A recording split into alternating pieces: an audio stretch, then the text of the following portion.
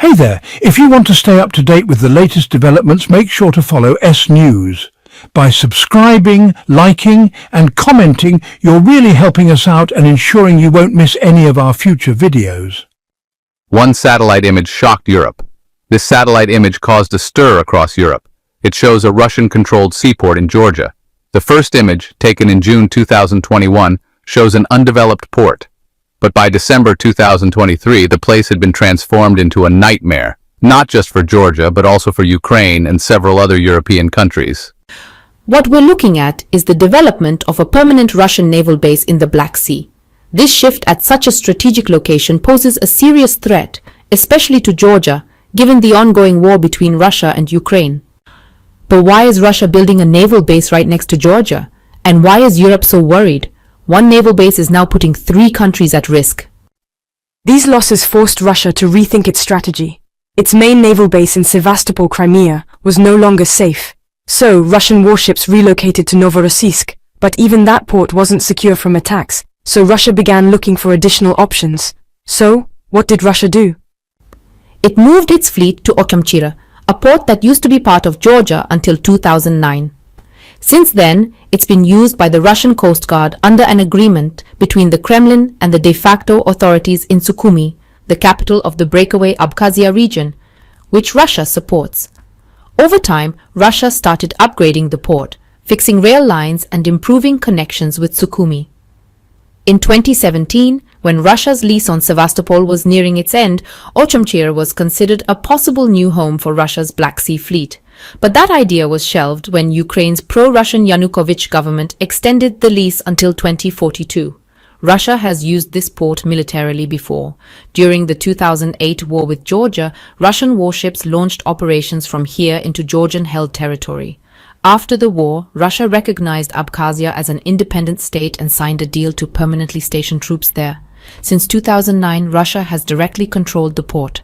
The port is about 9 meters deep, which limits it to smaller patrol boats like the Sobol and Mangust-class vessels, according to a 2022 Rondelli Foundation report. The northern section has cargo handling infrastructure and ship repair facilities, and it's connected by a railway running through Abkhazia. Recent satellite images analyzed by the BBC show clear signs of expansion at the port. In October 2023, the pro-Russian leader of Abkhazia, Aslan Bajania, announced a deal to build new Russian naval bases in Ochamchire, which is about 50 kilometers from Sukhumi. He said the base would, and I quote, enhance the defense of both Russia and Abkhazia. Unlike temporary troop deployments, this was to be a permanent facility. Although Moscow didn't officially confirm the plans at the time, satellite images analyzed by Bellingcat now show rapid construction starting in early 2024.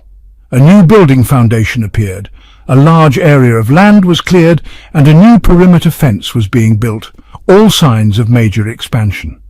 East of the rail line, around 9 acres were cleared. A large concrete base about 100 by 40 meters is being laid down. A new road and fencing outline the extended boundary of the base. Near the port, another foundation was added in June 2024. A Russian Navy tugboat, Project 22870, was spotted in July after arriving from Novorossiysk.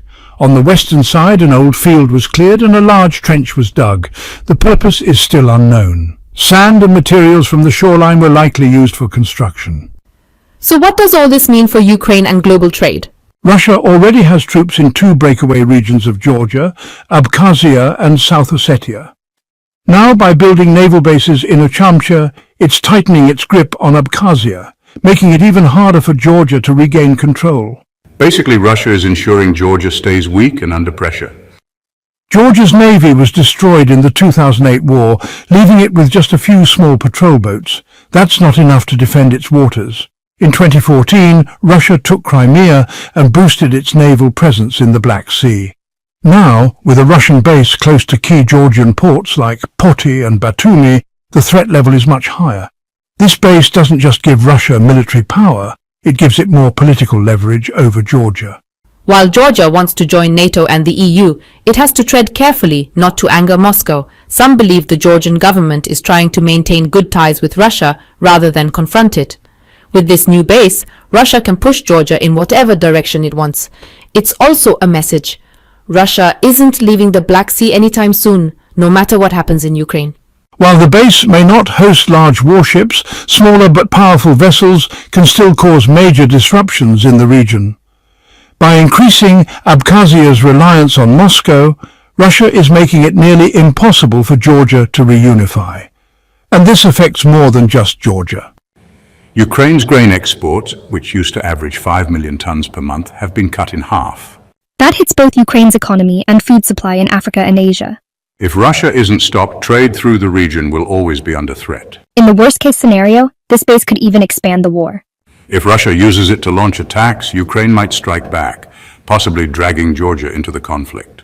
That would end Georgia's efforts to stay neutral. While most Georgians support Ukraine and see the war as their own, the government avoids taking sides. They didn't impose sanctions on Russia, and even resumed direct flights to Moscow. Officials downplay the new base, saying it'll take years to build, but opposition parties see it as a serious threat. They're urging NATO and the EU to act. Ukraine has always backed Georgia's independence and doesn't recognize Russian control over Abkhazia. But if Ukraine targets the new base, it could be seen as attacking Georgian land, putting Georgia in an extremely tough position. Unlike Romania or Bulgaria, Georgia isn't a NATO member and lacks military protection. If war breaks out, it may not be able to defend itself. The government wants to stay out of the conflict, but with Russian bases nearby, that might not be possible for long. There's another huge reason why this base is so concerning. It threatens global trade routes and Georgia's economic future.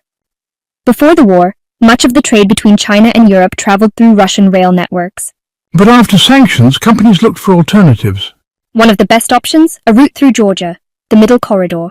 The World Bank expects this route to handle 11 million tons of goods by 2030, up from just 3 million in 2023. The EU, China and major financial institutions are backing it.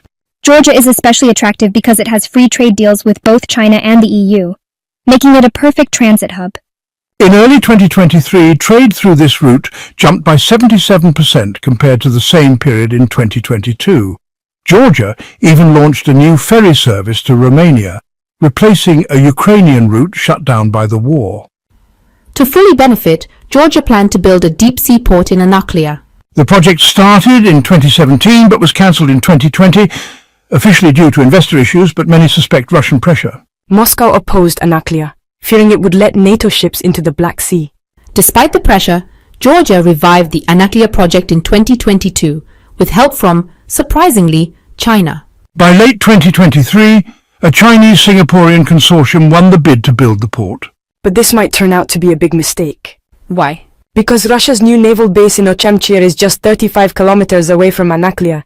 That kind of proximity could scare off investors or force another shutdown. If a Western-backed group had won the Anaklia contract, Russia might have tried to destabilize it. But since it's backed by China, Russia's ally, Moscow might tolerate it.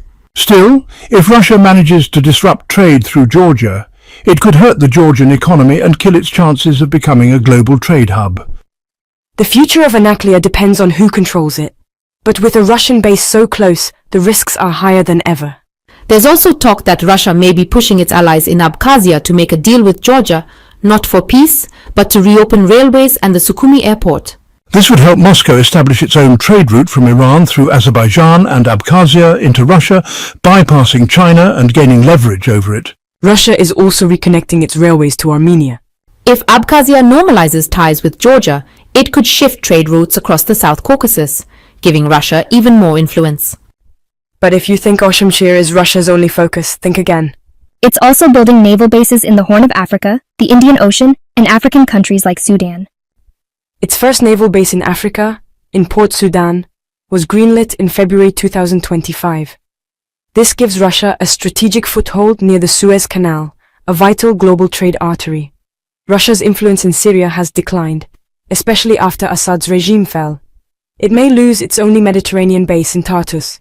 That makes the Sudan base more important, but not enough. Russia is also eyeing options in Algeria and Libya, especially in Benghazi, where its ally Haftar holds power. But Haftar's age and fragile alliances make this uncertain. Algeria, heavily dependent on Russian military equipment, could let Russia service ships, though hosting a permanent base seems unlikely due to sanctions risk. Even so, Russia is moving equipment from Syria to Libya. but how long that lasts is unclear. Sudan's base helps maintain Russia's presence, but it's no replacement for Tartus. Still, it lets Russia ship supplies across Africa, reinforcing its involvement in African conflicts and putting pressure on NATO's southern flank. It also lets Russia move warships into the Indian Ocean, where tensions with the West and competition with China are rising. With bases in Africa and military deals across the continent, Russia is clearly trying to assert itself as a global power, not just in Europe, but worldwide. Finally, thank you for listening. Be sure to follow S News and keep an eye out for our future videos. And don't forget to subscribe, like, and